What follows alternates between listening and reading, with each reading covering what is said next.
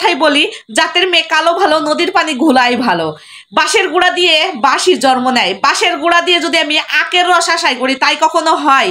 পাখির পেট দিয়ে পাখি জন্ম নেয়, ছাগলের পেট দিয়ে ছাগলই জন্ম নেয়, ঘোড়ার পেট দিয়ে ঘোড়াই জন্ম নেয়, শুকরের পেট দিয়ে শুকরই জন্ম নেয়। কিন্তু ভাই মানুষের পেট দিয়ে মানুষ জন্ম নেয়, কিন্তু সেই মানুষ বেরুনির পরে আজন্ম হয়ে বের হয়, আকর্ম হয়ে বের হয়।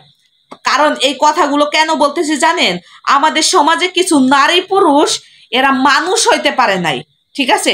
এদের আমি বলবো না যে এদের জন্মের দোষ, জন্মের সমস্যা, কারণ এগুলো আমি বলবো না।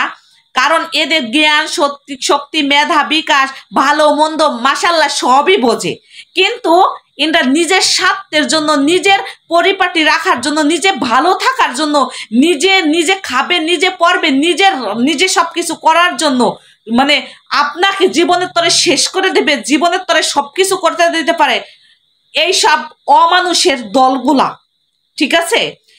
কিছু কিছু বেটিরা, এখানে বিটি বলাই ভালো, কারণ এরা হচ্ছে মনে করেন যে বাইনে মরিচ না, বড় মরিচে বাইনে মরিচের মতন ঝাঁজ বেশি। এরা 2 দিন স্বামীর ঘরে ভাই আসছে, আসার পরে ভাই এত কীর্তি কাহিনীর নাটক এরা শুরু করে। এর ধারায় যে এই ধরনের কীর্তি কাহিনীর নাটক যে করতে পারে আপনার এটা কল্পনারও বাহিরে। আপনি মনে করবেন যে এই ভেদা মাছ দেখছেন কখনো, যে মনে হবে না যে এই সব মাছ এরা যে এত নাটকবাজি এই পানির ভিতরে এইসব খেল দেখাইতে পারে। কিন্তু আমাদের সমাজে কিছু মাইয়ে মানুষ আছে, রূপসী, এরা যৌবন, এদের ফটফুটে, বাবা এদের মনে হবে না যে এরা একটা পুরুষকে ফাটাইয়া এর ভুলাইয়া ভালাইয়া এত বড় একটা মানে পালের সেরাটা এরা ধরতে পারে।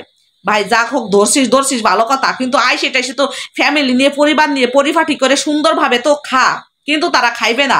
মাশাল্লাহ 2 দিন খাইবে পড়বে, মাশাল্লাহ ভালো। যেই দেখবে যে মানে নিজের কম পড়ে যাইতেছে, কিরে আমার স্বামী তো ওর মা বাপ ভাই বোন নিয়ে সবকিছু নিয়ে পরিপাটি সুন্দরভাবে খাইতেছে, তখন মানে কি বলবো, এমন ভাবে রূপ ধারণ করবে এইসব মাইয়েরা, বুঝছেন? মানে ওই যে বলে না, স্বামীকে আমার ভাল লাগে, স্বামী শ্বশুর শাশুড়িকে আমার ভাল লাগে না, ননদকে আমার ভাল লাগে না।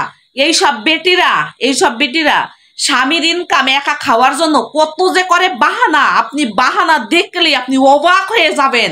অবাক এসে আপনার পাত তলেতে 3 হাত মাটি সরে যাইয়ে পরের বাড়ি থেকে ইট 4-5 খান খুলিয়ে আইনে দাঁড়াইয়ে তারপরে আপনার কথা বলা লাগবে, বুঝছেন?